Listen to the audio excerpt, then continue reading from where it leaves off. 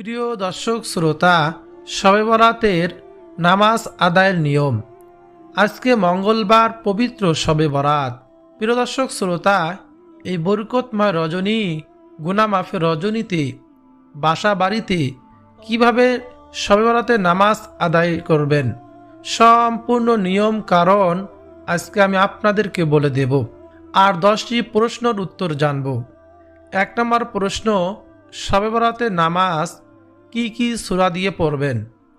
2 নম্বরে, শবে বরাতের নামাজের নিয়ত কি? 3 নম্বরে, এ রাতে আর কি কি নামাজ পড়া যাবে? 4 নম্বরে, 2 রাকাত 4 রাকাত নামাজের পর কি দোয়া, আমল, তাসবিহ, তাহলিল, জিকির আজকার, ইস্তেগফার, দুরূদ শরীফ পাঠ করবেন?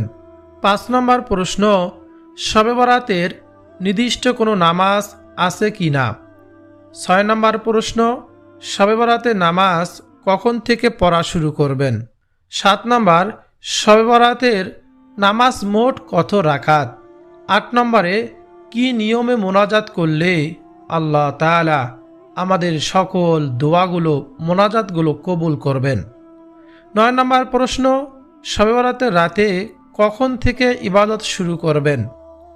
সর্বশেষ 10 নম্বর প্রশ্ন, শবে বরাতের রাতে কিছুক্ষণ ঘুমানো যাবে কি না? প্রিয় দর্শক, আজকে এই 10টি প্রশ্নের উত্তর জানব। আজকের আলোচনাটি নারী পুরুষ প্রত্যেকের জন্য খুবই উপকারী হবে ইনশাআল্লাহ। প্রিয় দর্শক, তাহলে চলুন একে একে প্রত্যেকটি প্রশ্নের উত্তর আমরা জেনে নেই। 1 নম্বর প্রশ্ন ছিল, শবে বরাতে নির্দিষ্ট কোনো নামাজ আছে কি না? উত্তর, শবে বরাতের জন্য নির্দিষ্ট কোনো ফরজ, বিশেষ রাকাত সংখ্যা বা নির্দিষ্ট কোনো সূরা দিয়ে পড়ার নিয়ম হাদিস দ্বারা বা সুন্নত দ্বারা প্রমাণিত নেই। মূলত নফল ইবাদত ও দোয়ার রাত এই শবে বরাতের রাত। এ রাতে অন্য যে কোনো সময়ের মতো 2 রাকাত করে নফল নামাজ পড়ার নিয়ম রয়েছে। বিশেষ কোনো পদ্ধতির নামাজ বিদাত বলে গণ্য হবে। শবে বরাতের রাতে ইবাদতের বিশেষ ফজিলত রয়েছে। এ রাতে যত ইবাদত আছে সবই নফল। তবে শবে বরাতের রাতে কোরআন তেলাওয়াত, তাসবিহ, তাহলিল, জিকির আজকার, দোয়া, ইস্তেগফার এবং নফল নামাজ পড়া যাবে। শবে বরাতের রাতের নির্দিষ্ট কোনো নামাজ নেই। প্রিয় দর্শক, 2 নম্বর প্রশ্ন ছিল, শবে বরাতের নামাজ কখন থেকে পড়া শুরু করবেন? উত্তর, মাগরিবের নামাজের পর থেকেই মূলত আমাদের ইবাদত ও নামাজ শুরু করতে হবে। যেমন হাদিসে এসেছে, এদিন সূর্য ডুবার পর আল্লাহ রাব্বুল আলামিন পৃথিবীর নিকটতম আকাশে নেমে আসেন এবং বলেন, কে আসো আমার নিকট ক্ষমা প্রার্থী, আমার কাছে জীবনের সমস্ত গুনাহ থেকে ক্ষমা চাইবে, আমি তার জীবনের গুনাহগুলো ক্ষমা করব। কে আসো অভাব অনটনের মধ্যেই, আমি তাকে রিজিক দান করব, অভাব অনটন দূর করে দেব। কে আসো রোগ মুক্তি প্রার্থনাকারী, আমি তাকে রোগ থেকে মুক্ত করব, শিফা দান করব। কে আসো ঋণগ্রস্ত, আমি ঋণ পরিশোধ করার ব্যবস্থা করে দেব। আল্লাহ তাআলা এভাবে আমাদের বিভিন্ন প্রয়োজনীয় কথা উল্লেখ করে এ রাতে ফজরের সময় হওয়া পর্যন্ত তিনি এভাবে আহ্বান করেন, ডাকতে থাকেন। এজন্য আমাদের জন্য সুবর্ণ সুযোগ। প্রিয় দর্শক, এই মাগরিবের পর থেকে আমরা ইবাদত শুরু করে দেব এবং সারা রাত বেশি বেশি ইবাদত করব, আল্লাহ তাআলার কাছে বেশি বেশি চাইব, মোনাজাত করব, দোয়া করব। 3 নম্বর প্রশ্ন ছিল, শবে বরাতের নামাজ মোট কত রাকাত? শবে বরাতের নামাজের নির্দিষ্ট কোনো সংখ্যা নেই, তাই নফল নামাজ 2 রাকাত করে যত খুশি পারেন আপনি পড়তে পারবেন, কোনো সমস্যা নেই। 4 নম্বর প্রশ্ন, শবে বরাতের নামাজ কি কি সূরা দিয়ে পড়বেন? অনেকেই প্রশ্ন করে থাকেন। উত্তর হলো, শবে বরাতের নামাজে এখানে সূরা ফাতিহা একবার, সূরা ইখলাস, সূরা কাফিরুন, সূরা মাউন, সূরা ইয়াসিন, সূরা আর রহমান, ওয়াকিয়া, এমন কোনো কথা নাই এগুলো ছিল পড়তে হবে। এগুলো হাদিসে নেই, এগুলো সম্পূর্ণ ভিত্তিহীন। তাই সূরা ফাতিহার পর যে কোনো সূরা দিয়ে আপনি নফল নামাজগুলো পড়বেন, তাহলে আপনার নামাজটি হয়ে যাবে ইনশাআল্লাহ। 5 নম্বর প্রশ্ন ছিল শবে বরাতের নামাজের নিয়ত কি? আপনি নিয়ত এভাবে করবেন, আমি 2 রাকাত নফল নামাজ আদায় করিতেছি কিবলামুখী হয়ে, আল্লাহু আকবার। শুধু এতটুকু বললেই আপনার নামাজটি সহি হয়ে যাবে। 6 নম্বর প্রশ্ন ছিল এ রাতে আর কি কি নামাজ পড়া যাবে? হযরত আলী রাদিয়াল্লাহু তাআলা আনহু বলেছেন, যখন মধ্য শাবানের রাত আসে তখন তোমরা এ রাতে দাঁড়িয়ে নামাজ পড়ো এবং পরের দিন রোজা রাখো। যেহেতু আল্লাহর প্রিয় হাবিব, আমাদের বিশ্ব নবী, দয়াল নবী নবী মুহাম্মদুর রাসূলুল্লাহ সাল্লাল্লাহু আলাইহি ওয়াসাল্লাম আমাদেরকে নামাজ পড়ার নির্দেশ দিয়েছেন, সেহেতু আমরা এ রাতে কীভাবে নামাজের মাধ্যমে কাটাবো তার ব্যাপারে সংক্ষেপে একটু আলোচনা করব। প্রিয় দর্শক, মনে রাখবেন এ রাতে যে নামাজ পড়বেন সেগুলি নফল নামাজ। নফল নামাজ এটা কোনো ফরজ ওয়াজিব নয়। তাছাড়া এ রাতে কোনো নির্দিষ্ট নামাজের কথাও সুস্পষ্টভাবে উল্লেখ নেই। সেজন্য আমরা যেসব নফল নামাজ হাদিস দ্বারা প্রমাণিত এবং যেসব নামাজ আমাদের আকাবিররা বুজুর্গণের দিনরা পড়েছেন, সেই নামাজ, সেই ইবাদতগুলি, সেই জিকিরাজগারগুলো, তাসবিহ তাহলিলগুলো আজকে আমি ধারাবাহিকভাবে আপনাদের খেদমতে আপনাদের সামনে তুলে ধরব, যাতে আপনাদের জন্য একেবারে শুরু থেকেই মাগরিব থেকে ফজর পর্যন্ত এইসব ইবাদত করতে সহজ হয়। প্রিয় দর্শক শ্রোতা, তাই ধৈর্য সহকারে ভিডিওটি দেখতে থাকুন, শুনুন, ইনশাল্লাহ আপনার অনেক অনেক ফায়দা হবে। প্রিয় দর্শক, চাইলে এগুলো নামাজ পড়তে পারেন। 6 রাকাত সালাতুল আওয়াবিনের নামাজ পড়তে পারেন। আপনি 2 রাকাত করে এই সালাতুল আওয়াবিনের নামাজ পড়বেন। যে কোনো সূরা দিয়ে এই নামাজ পড়বেন, কোনো সমস্যা নেই। কিন্তু মনে রাখতে হবে এই সালাতুল আওয়াবিনের নামাজ শুধু মাগরিবের নামাজের পর থেকে ইশারের ওয়াক্ত হওয়া আগ পর্যন্ত পড়া যায়। এই নামাজের সময় এই মধ্যবর্তী সময়, অন্য সময় এই নামাজ পড়া যাবে না। এজন্য মাগরিবের নামাজ পড়ার পর আমার 6 রাকাত সালাতুল আওয়াবিনের নামাজ পড়ব। তারপর তওবার নামাজ 2 রাকাত 4 রাকাত পড়বেন। একই নিয়ম, শুধু নিয়ত করবেন আমি সালাতুল আওয়াবিন নামাজ পড়তেছি, আমি তওবার নামাজ পড়তেছি, আল্লাহু আকবার, এতটুকু বললে হয়ে যাবে। তারপর 2 রাকাত 4 রাকাত সালাতুল হাজতের নামাজ পড়বেন। প্রিয় দর্শক, বিশেষ একটি নামাজ রয়েছে, তা হলো সালাতুত তাসবিহ নামাজ। এই নামাজ আপনি পড়ার চেষ্টা করবেন। নবীজি সাল্লাল্লাহু আলাইহি ওয়াসাল্লাম তার পিতা হযরত আব্বাস রাদিয়াল্লাহু তাআলা আনহুকে বলেছিলেন, হে চাচা যান, আপনি এই নামাজ যদি পারেন তাহলে প্রত্যেক দিন পড়বেন এই সালাতুত তাসবিহ নামাজ।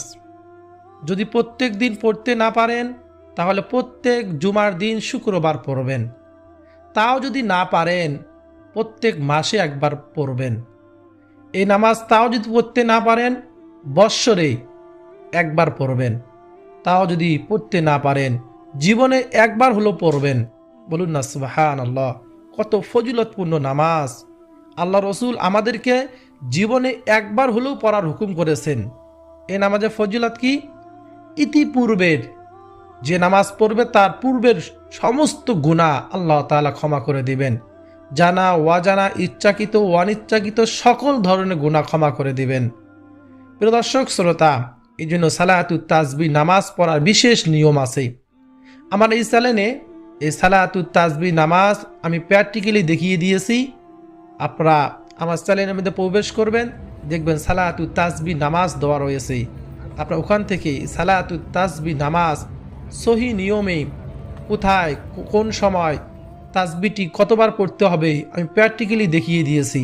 আপনারা ওখান থেকে দেখে শিখে নেবেন, নিয়ে আপনার মধ্যরাতেই 12টার আগেই আর এই সালাতুত তাসবিহ নামাজ মনোযোগের সহিত পড়বেন ইনশাআল্লাহ। তারপর শেষ রাতিতে সেহরি খাওয়ার আগেই, যেহেতু পরের দিন একটি রোজা রাখবো, এই সেহরি খাওয়ার আগে তাহাজ্জুদের নামাজ আমরা পড়ব। 2 রাকাত থেকে 12 রাকাত পর্যন্ত তাহাজ্জুদের নামাজ আমরা পড়তে পারবো। নিয়ত করবেন আমি 2 রাকাত তাহাজ্জুদের নামাজ পড়িতেছি, আল্লাহু আকবার, তাহলেই হয়ে যাবে। প্রিয় দর্শক, এক কথায় যত ধরনের নফল নামাজ, নফল ইবাদত রয়েছে, সব নফল নামাজ, নফল ইবাদতগুলো এই রাতে আপনি করতে পারবেন, কোনো সমস্যা নেই। প্রিয় দর্শক, 7 নম্বর প্রশ্ন ছিল 2 রাকাত বা 4 রাকাত নামাজের পর কি আমল করবেন, কোন দোয়াটি পাঠ করবেন, কি জিকির করবেন, তাসবিহ তাহলিল পাঠ করবেন, ইস্তেগফার পাঠ করবেন। প্রিয় দর্শক শ্রোতা, 4 রাকাত নামাজের পর আপনি বিরতি দিবেন। বিরতি দিয়ে এগুলো জিকির আজগার করবেন, ইস্তেগফার দোষী পাঠ করে আল্লাহ সুবহানাহু ওয়া তাআলার কাছে লম্বা দোয়া করবেন। মনের সকল চাওয়াগুলো আল্লাহ তাআলার কাছে বলবেন, যে জীবনের গুনাহগুলো ক্ষমা চাইবেন। কোন জিকিরগুলো করবেন, তাসবিহগুলো পাঠ করবেন আমি বলে দিতেছি। 1 নম্বরে 100 বার পাঠ করবেন লা ইলাহা ইল্লাল্লাহ। সব থেকে শ্রেষ্ঠ জিকির হচ্ছে লা ইলাহা ইল্লাল্লাহ। হাদিসের অনেক অনেক ফজিলত রয়েছে। প্রিয় দর্শক শ্রোতা, একবার নবী মূসা আলাইহিস সালাতু ওয়াস সালাম আল্লাহ তাআলাকে বললেন, হে আল্লাহ, আমাকে এমন একটি বাক্য শিখিয়ে দিন, জিকির শিখিয়ে দিন, যা আমি আপনাকে ডাকবো। আল্লাহ তাআলা বললেন, হে নবী মূসা, তুমি বলো লা ইলাহা ইল্লাল্লাহ। নবী মূসা আলাইহিস সালাতু ওয়াস সালাম আশ্চর্য হয়ে গেলেন এবং বললেন, হে আল্লাহ, আমি চাইছি আমার জন্য বিশেষ একটি দোয়া। এই লা ইলাহা ইল্লাল্লাহ তো সকলেই জানে, সকলেই পাঠ করতে পারে। নবী আল্লাহ তাআলা নবী মূসা আলাইহিস সালাতু ওয়াস সালামকে বললেন, হে নবী মূসা, এই বাক্যটাকে তুমি ছোট মনে করিও না। 7 আসমান, 7 জমিন, আমি বাদে সকল সৃষ্টিকুলকে যদি তুমি এক পাল্লায় রেখে ইলা ইলাহা ইল্লাল্লাহ অপর পাল্লায় রেখে দাও, ইলা ইলাহা ইল্লাল্লাহর পাল্লা ভারী হয়ে যাবে। বলুন না সুবহানাল্লাহ, আল্লাহু আকবার। এজন্য ইলা ইলাহা ইল্লাল্লাহ আমরা বেশি বেশি জিকির করব। প্রত্যেক 4 রাকাত 6 রাকাত নামাজের পর বিরতি দিয়ে 100 বার করে মনে রাখবেন লা ইলাহা ইল্লাল্লাহ এই জিকিরটি করব। প্রিয় দর্শক, তারপর সুবহানাল্লাহ 100 বার।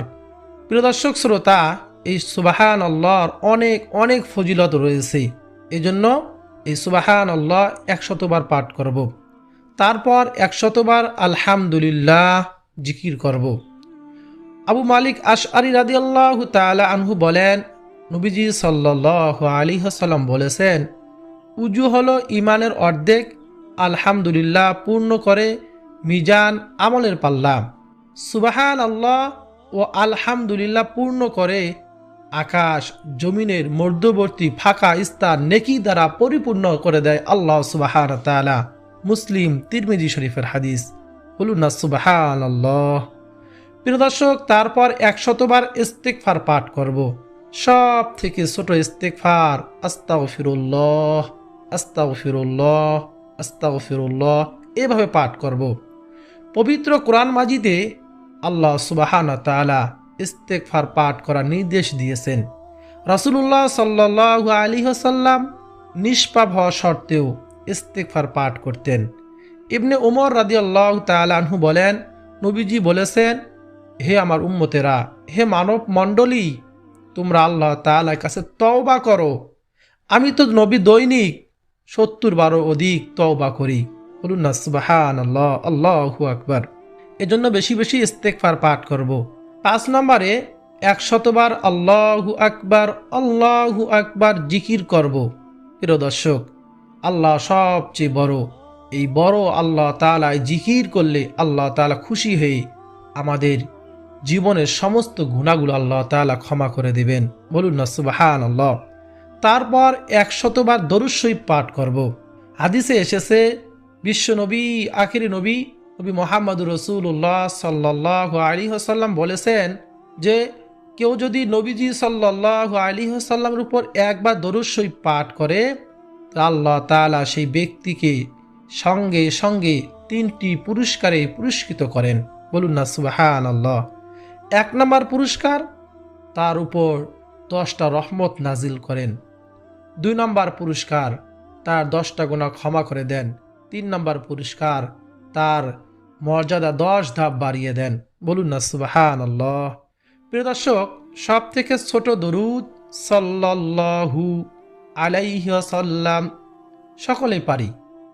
আর সব থেকে শ্রেষ্ঠ দরুদ, এই দরুদটি পড়ার চেষ্টা করবেন, তা হলো আমরা নামাজের মধ্যে যে দরুদটি পড়ে থাকি, আল্লাহুম্মা সাল্লি আলা মুহাম্মাদিন ওয়া আলা আলি মুহাম্মাদ কামা সাল্লাইতা আলা ইব্রাহিম ওয়া আলা আলি ইব্রাহিম ইন্নাকা হামিদুম মাজিদ। আল্লাহুম্মা বারিক আলা মুহাম্মাদ ওয়া আলা আলি মুহাম্মাদ কামা বারাকতা আলা ইব্রাহিম ওয়া আলা আলি ইব্রাহিম ইন্নাকা হামিদুম মাজিদ। মহাব্বতের সহিত এই দরুদ পাঠ করবেন।